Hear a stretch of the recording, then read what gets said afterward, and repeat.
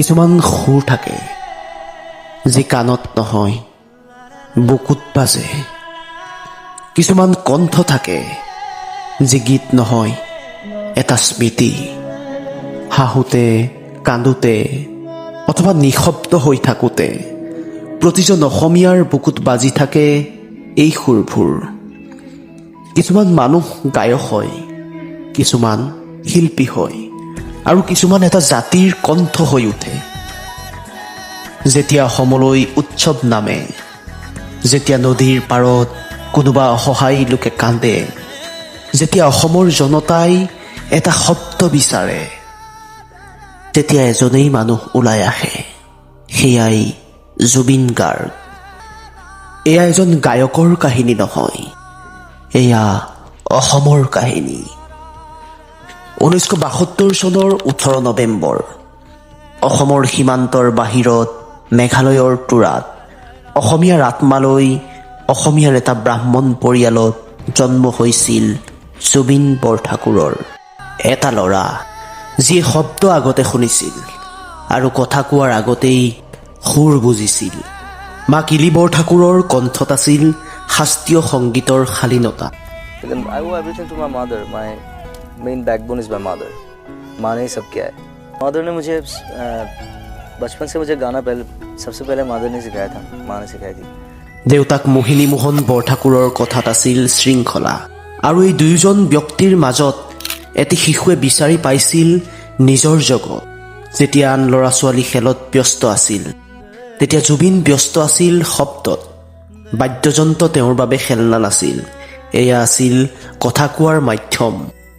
জুবিনৰ দেউতাক আছিল এজন ACS বিষয়া, গতিকে চাকৰি সূত্ৰে অসমৰ চুকে কোণে ঘূৰি ফুৰিব লগা হোৱাটো স্বাভাৱিক। যোৰহাটৰ কাৰ্মেল স্কুল, কৰিমগঞ্জৰ হাইছ স্কুল আৰু তামোলপুৰৰ উচ্চতৰ মাধ্যমিক বিদ্যালয়ত স্কুলীয়া শিক্ষা গ্ৰহণ কৰিছিল। অসমৰ বিভিন্ন ঠাইত শিক্ষা গ্ৰহণ কৰাৰ বাবে জুবিনে অসমীয়া, বাংলা আৰু ইংৰাজী ভাষা সৰু থাকোঁতেই ভালদৰে আয়ত্ব কৰিছিল। গুৰু ৰবীন বেনাৰ্জীৰ ওচৰত 12 বছৰ কাল তবলা শিকিছিল।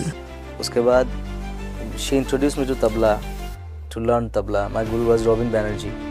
तो 10-12 साल तबला सीखा मैंने। उसके बाद फिर फोक म्यूजिक सीखा आसाम का। শাস্ত্ৰীয় সংগীতৰ শিক্ষা লৈছিল গুৰু ৰমণী ৰয়ৰ ওচৰত। JB কলেজত বিজ্ঞান শাখাত হায়াৰ ছেকেণ্ডেৰী পাছ কৰাৰ পাছত বি বৰুৱা কলেজত স্নাতকোত্তৰ বাবে নাম লগোৱা জুবিনে সুৰৰ ৰাজ্যলৈ ঢাপলি মেলি পৰীক্ষাগৃহৰ পৰাই মোক এই ডিগ্ৰীৰ প্ৰয়োজন নাই বুলি ওলাই আহিছিল। যেতিয়া শিক্ষকে সুধিছিল কি কৰি খাবি, তেতিয়া জুবিনৰ উত্তৰ আছিল মিউজিক।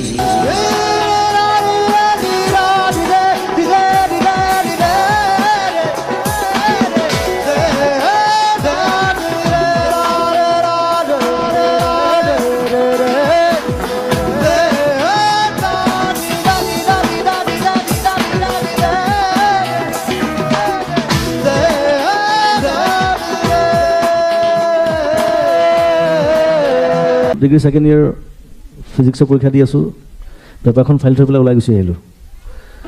মই বোলো এই ডিগ্ৰীটো মোক নালাগে, এইটো বেলেগ এজন ল'ৰাৰ যোগ্য, তেওঁ পাব, মোক কোনো দৰকাৰ নাই। প্ৰিন্সিপালে মোক সুধিলে, প্ৰিন্সিপাল দেখি গ'ল কথাটো।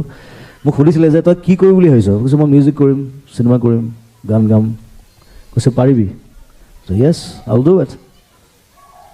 সেই বছৰে মই I had the gold medal in youth festival in Guwahati university. মোক জোৰ জবৰদস্তি গান গাইছে। 1992 চনত জুবিন গাৰ্গৰ প্ৰথম এলবাম অনামিকা ৰিলিজৰ পাছতে অনামিকাই অসমত তোলপাৰ লগালে। সেই সময়ত 90 দশকত অসমীয়া ভাষাৰ সংকটাপন্ন অৱস্থাত এজন গায়কৰ গানত অসমৰ মানুহে বিচাৰি পাইছিল অসমীয়াৰ পৰিচয়। ৰাতিটোৰ ভিতৰতে জুবিন গাৰ্গ হৈ গৈছিল অসমৰ প্ৰতিঘৰ মানুহৰ এটা চিনাকি নাম। অনামিকাৰ পাছত জুবিন গাৰ্গৰ বিভিন্ন এলবাম সপোনৰ সুৰ, জোনাকী মন, ঋতু, মায়া, আশা, উজান পিৰিতি ওলায়। আৰু এই এলবামবোৰৰ সকলোবোৰ গানতেই অসমৰ মানুহে নিজক বিচাৰি পাইছিল। জুবিন গাৰ্গ হৈ গৈছিল 90 দশকৰ অসমীয়া সংগীতৰ গুৰি ধৰোঁতাস্বৰূপ। 1995 চন, সেই সময়ত জুবিন গাৰ্গ আছিল অসমীয়া সংগীত জগতৰ এটা ভোটাতৰা। যদিও অসমত তেওঁ পৰিচয় আছিল, ভাৰত তথা ভাৰতৰ বাহিৰত জুবিন গাৰ্গক কোনেও নাজানিছিল। জুবিনৰ বহল মনটো এইবাৰ বম্বেলৈ ঢাপলি মেলিলে। বম্বেত গৈ জুবিনে তেওঁৰ এলবাম চান্দনী ৰাত, চন্দা, জলৱা, ইয়হি কভি, যাদু, জিন্দেগীৰ দৰে ছুপাৰহিট এলবাম উলিয়ালে। 2006 চনত অহা গেংষ্টাৰ চিনেমাখনৰ ইয়া আলী গানটোৱে জুবিনক ভাৰতৰ লগতে বিশ্বত চিনাকি কৰাই দিলে। ইয়াৰ বাহিৰেও জানে কিয়া জানে মন, দিল তু হি বতা, ৰামাৰে, চুব চুব, তেৰি তমন্না আদিৰ দৰে গানে জুবিন গাৰ্গক অসমৰ লগতে ভাৰতৰ এজন সুপ্ৰতিষ্ঠিত গায়ক ৰূপে চিনাকি কৰাই দিলে। কিন্তু অসমৰ মাটিৰ গোন্ধ থকা জুবিন বম্বেত বেছিদিন থাকিব নোৱাৰিলে। বলিউড ত্যাগ কৰি অসমলৈ উভতি গুচি আহিল। যেতিয়া এই বিষয়ে তেওঁক সুধিছিল তেতিয়া তেওঁ কয়, মই এটা এনেকুৱা মানুহ, মই কেতিয়াও ষ্ট্ৰাগল নকৰোঁ। যি ষ্ট্ৰাগল কৰিছোঁ অসমত কৰিছোঁ, বম্বেত মই ষ্ট্ৰাগল নকৰোঁ। তাত গৈ ৰুটি বিস্কুট খাই ষ্ট্ৰাগল কৰিবলৈ মোৰ নাই। চ' মই যেতিয়া বম্বে গৈছোঁ, মই অসমৰ পৰা প্ৰতিষ্ঠিত হৈ গৈছোঁ, মই নিজৰ মতে আছোঁ, আকৌ মই নিজৰ মতে এৰি থৈ গুচি আহিছোঁ। Because I don't like it, that's it. Lata Mangeshkar মৰিলে, কিবা এটা কৰিলে তাহাঁতি? নাই কৰা। ৰাজেশ খান্না মৰিছে, এটা নিউজ এটা ওলাইছে, ৰাজেশ খান্না ডাইড। মোৰ তাত ৰজা নাই। মই বোলো চা, মই অসমত যদি মই মৰোঁ এসপ্তাহ বন্ধ হৈ যাব। I live like ডাট। তাত সেইকাৰণে মোক ভয় কৰে, মোক নামাতে। মোক মাতিবলৈ ভয় কৰে, মই গালি পাই দিওঁ। সুখ থাকিলে দুখ থাকেই, এয়াই জীৱনৰ চিৰন্তন সত্য। কিন্তু কিছুমান দুখে মানুহক বহু বেছিকৈ ভাঙি পেলায়। জুবিন গাৰ্গৰ জীৱনলৈও সেই দুখ আহিছিল 2002 চনৰ 12 জানুৱাৰীত। ভনীয়েক জংকী বৰঠাকুৰ আৰু জুবিন একেলগে চতিয়াৰ এটা ষ্টেজ শ্ব'ৰ পৰা ঘৰ আহি থাকোঁতে ভনীয়েকৰ গাড়ীখন শোণিতপুৰ ডিষ্ট্ৰিক্টৰ বালিপাৰাত এখন ট্ৰাকৰ সৈতে মুখামুখি সংঘৰ্ষ হয়। এই সংঘৰ্ষত জংকীৰ থিতাতে মৃত্যু হয় আৰু জুবিনৰ জীৱনলৈ যেন হঠাৎ কাল ধুমুহা নামি আহিল। পাছত ভনীয়েকৰ সোঁৱৰণত জুবিন গাৰ্গে শিশু এলবাম উলিয়ায়। জুবিন গাৰ্গে অসমত আহি গানৰ লগতে চিনেমা জগতত খোজ দিছিল।